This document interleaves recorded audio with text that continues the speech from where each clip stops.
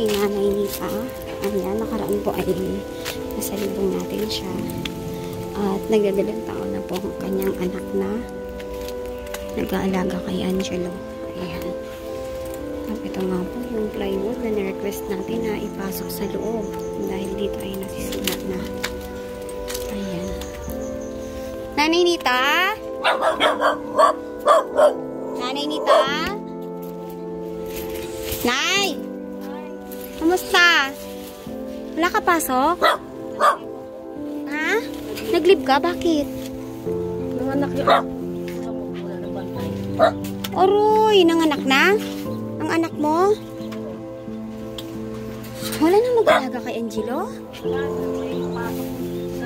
Bakit nag-asawa na ang anak mo? Di ba nag-aaral siya? Nag-aaral pa rin siya kahit ano? Pwede ba yun? Kailan ka pa nag-leave me? Yeah. Balik mo ay? Ah. Ibig sabihin, kaya ka nag-leave para mag-alaga kay Angelo? Hi, Chilo! Kamusta ikaw? Ha? Wala na si Bebe? Ha? Nag-asawa na si Bebe? Ay, mga ka-therapy na nanganak na ang ate ni Angelo. Kaya si Mami ay kailangan mag-leave. May anong maganda dun sa plywood na natira sa labas? Sa tingin mo? Kasi mabubulok yun doon. Matagal na siya. Sabi ko nga, pagbalik niya rito sa... Pwedeng ilagay yun dito? Wala kang mautusan? Kasi si husband ay nasa destino na eh. Baka pwedeng ikabit yun dito? Wala kang mautusan? Wala eh. Sa ikon po na dapat sa apat kay GP. Oo. Kaya ipasok mo lang dito muna ilagay. Kasi may mabubulok yun doon. Sayang yung tulong ng sponsor. Kaya dito pagbalik, pagkuhan niya sa kwan, 20, uwi, dito siya magpukan. Paano ang pagkain nyo? Nag-leave ka? May nakakon po nila. Naka 13 month pay ka? Padalo-dalawang kilo. Ano, 2 kilong bigas? Ano ito? Gumawa ka ng bagong kama? Oo, ginawa ng bunso ko para may higaan siya. Asa na yung anak mong nanganak? Nandun pa sa ate niya. Doon na siya nag-stay? Hindi pa siya manganak. Pagkapanganak? Oo, doon talaga siya nanganak. Kaya Saan? Malapit sa tala. Ano na, Jelo? Nag-iisa ka na lang. Dito siya. Ang layo ng sasakyan. Walang sasakyan dito. Hindi natin na ano yung ating bahay mo kasi yung mahal na sponsor ay may malaki ng pinagkakagastusan. Kaya yung plano sana na ang bahay mo ay gawan pa dun sa harapan ay hindi na natuloy. No? Kasi ang mga sponsor ay may kanya-kanya ring gastusin. Ang mahalaga naman kahit papaano, nadingdingan ito. Ba't tahimik si Jilo ngayon? Nandito, tahimik siya pag andito ka? Kagigising mo ng Angelo. Hello, Angelo. Ha? Nakaraan na. Minsan nagmamassage ako dyan, napapadaan ako dito, sumisigaw siya. Gabi. Komportable siya, na nandito ka. Hindi ako yung sa gabi ang gising mo. Pag andito ka, komportable siya. Kaya sana talaga may kabuhayan ka dito kasi wala nang mag-alaga kay Angelo. Meron akong isang naglalako siya ng mga paninda, mga merienda. Naglalako siya. Marami pa siyang binubuhay, 5 anak. Tapos, ang asawa niya may sakit. Siya lang mag-isa kumakayod. Hindi siya namasukan. Nakakasurvive siya. Kasi kung sa trabaho, malaki naman yata ang kita mo sa trabaho. Minsan kasi, kagaya ngayon, marami ng tao, marami ng tinanggap ng panibago. Dami naman doon. Ang pinakamalaking kita namin ngayon, 300 na talaga. Isang araw? Maliit? Pero kung Pag marami ng tao, kaunti na lang ang production nyo kasi marami na kayong gumagawa. Marami pa naman production. Kaya lang paglangka ngayon. Mahirap yung langka. Pero ikaw, mas komportable ka sa bahay? Ni? O mas gusto mong pumasok ng trabaho? Kung may magpakain lang sa, may magkuhan lang sa amin ng pagkain, suporta. Mas gusto mo mag-alaga kay Angelo? Kaya lang, minsan kasi wala. Paano tayo nito mabuhay tapos nag-aaral pa yung dalawa? Hindi mo na subaybayan ang dalaga mo? Yung dalaga Nagkaroon ng yung isa panibagong ko, responsibilidad. nag-asawan talaga yun. Nagkaroon ng responsibilidad na dapat katuwang mo muna kay Angelo. Pero nangako nun siya, kuhan pa rin siya dito lang siya. Mahirap yun, may pag Kaya may may bagong asawa. panganak, may asawa, may maliit. Kulang pa ang oras niya sa kanyang anak. Ayan. Oo, sabi, sumasagot si Angelo eh. Di ba, Angelo? Dapat dito na lang si Mama? Ayan. So, mas gusto mo, Mami, na mag-alaga kay Angelo kaysa pumasok? Kung meron ka lang pagkukunan. Kung may pagkakunan lang sana ako. Oo. Tsaka nakakapagod na rin. Magpapasok ka. Anong oras ka pumapasok? Sa isip. 6 hanggang? Hanggang gabi yun. Pag kailan namin matapos yung gawa namin, minsan ako kami alas 10 ng gabi. Pumapasok yung dalawa. Oo, bumasok Si- sila sa Baitilos.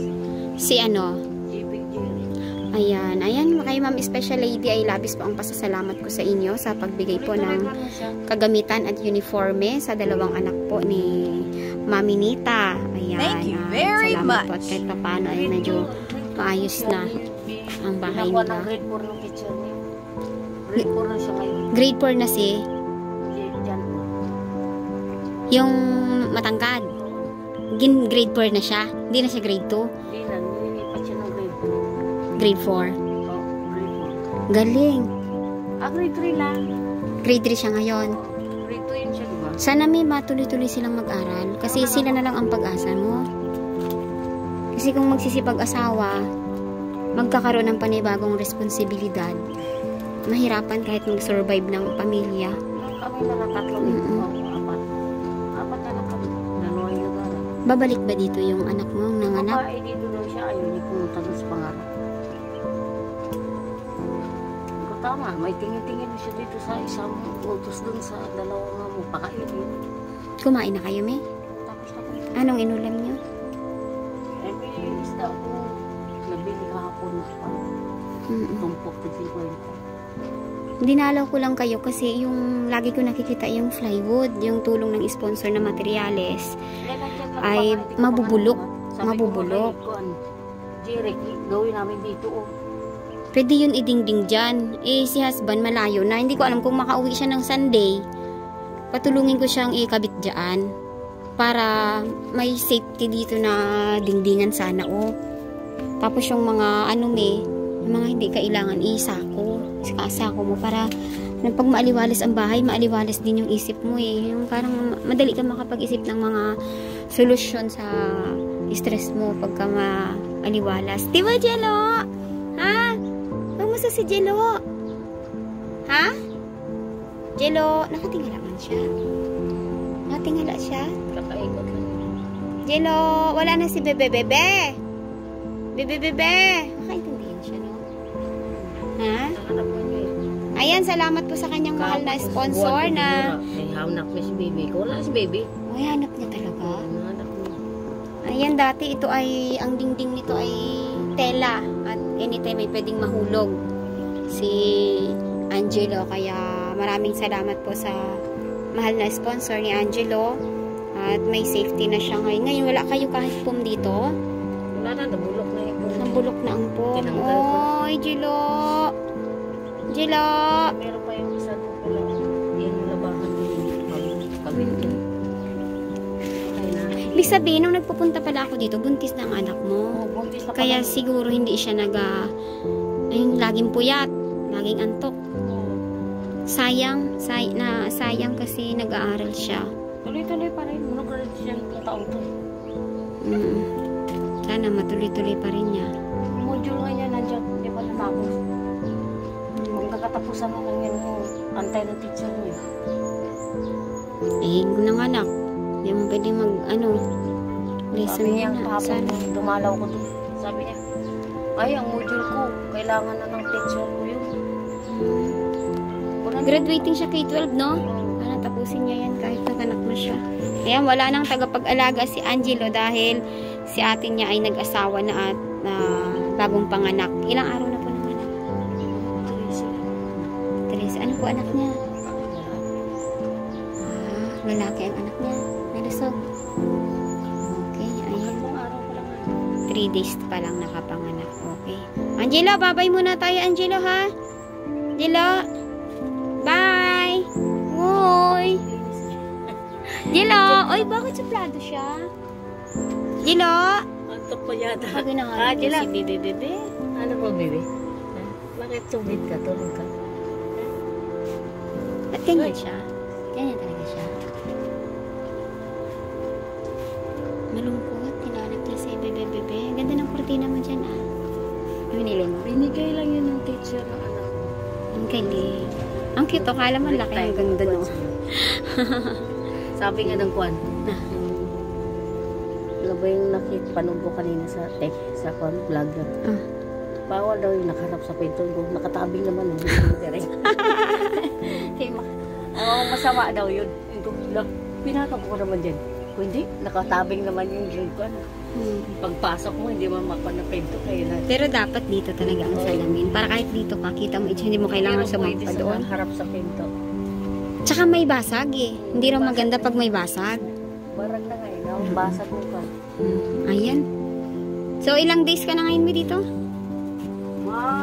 Kalahating ko na ako. Simula Pasko, hindi ka nagtrabaho? Hindi na. Ah, okay. Jela, bye!